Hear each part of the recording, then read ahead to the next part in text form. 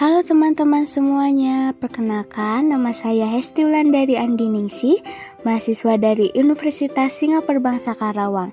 Pada kesempatan kali ini, saya akan memaparkan materi mengenai etika organisasi untuk memenuhi salah satu tugas mata kuliah yaitu budaya organisasi.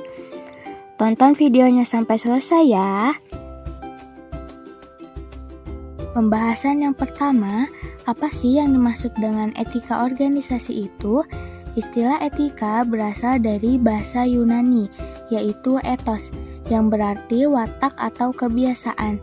Istilah etika banyak dikembangkan dalam organisasi sebagai norma-norma yang mengatur dan mengukur perilaku profesional seseorang.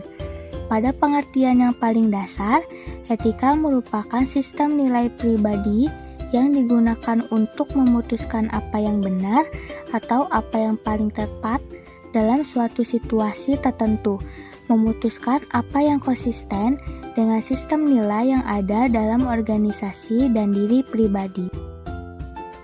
Selanjutnya ada hakikat etika.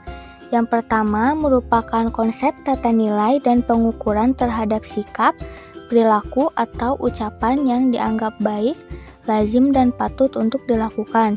Yang kedua, refleksi mengenai nilai-nilai dan norma moral yang dipedomani seseorang atau kelompok dalam mengatur pola sikap, perilaku, ataupun ucapannya.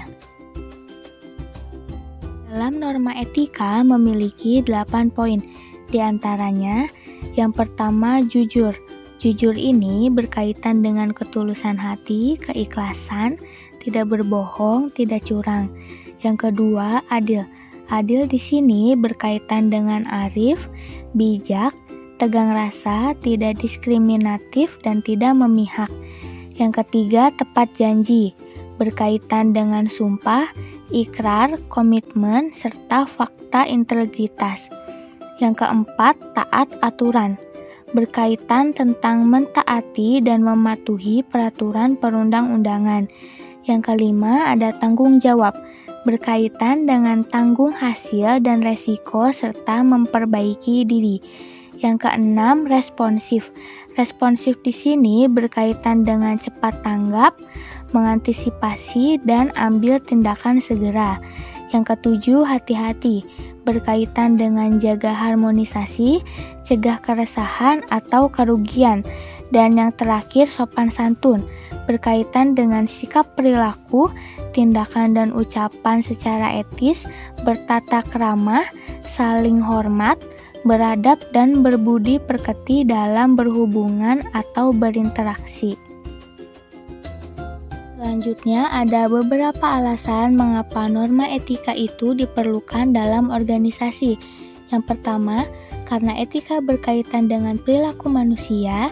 Yang kedua, agar bisa mengikuti kehidupan sosial yang tertib, manusia memerlukan kesepakatan, pemahaman, prinsip, dan ketentuan lain yang menyangkut pola perilaku. Yang ketiga, karena dinamika manusia dengan segala konsekuensinya, baik bersifat norma moral maupun etika perlu dianalisa dan dikaji ulang. Yang keempat, karena etika menunjukkan kepada manusia nilai hakiki dari kehidupan sesuai dengan keyakinan agama, pandangan hidup, dan sosial. Lalu dalam etika memiliki 6 prinsip yang menjadi landasan penting, yaitu yang pertama ada prinsip keindahan. Prinsip ini mendasari segala sesuatu hal yang mencakup penikmatan rasa senang terhadap keindahan. Yang kedua, prinsip persamaan.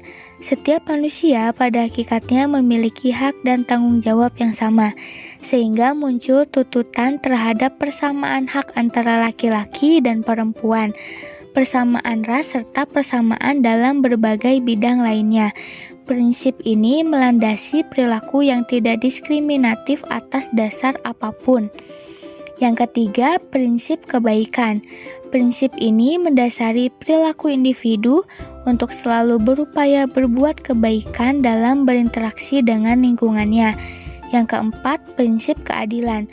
Prinsip ini mendasari seseorang untuk bertindak adil dan profesional sehingga tidak mengambil sesuatu yang menjadi hak orang lain.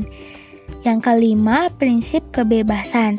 Kebebasan dapat diartikan sebagai keleluasaan individu untuk bertindak atau tidak bertindak sesuai dengan pilihannya sendiri. Dan yang terakhir, ada prinsip kebenaran. Kebenaran biasanya digunakan dalam logika keilmuan yang muncul dari hasil pemikiran yang logis atau rasional. Kebenaran harus dapat dibuktikan dan ditunjukkan agar kebenaran itu dapat diyakini oleh individu dan masyarakat. Pembahasan selanjutnya mengenai manfaat etika dalam organisasi. Yang pertama, pengendalian diri. Yang kedua, pengembangan tanggung jawab sosial perusahaan.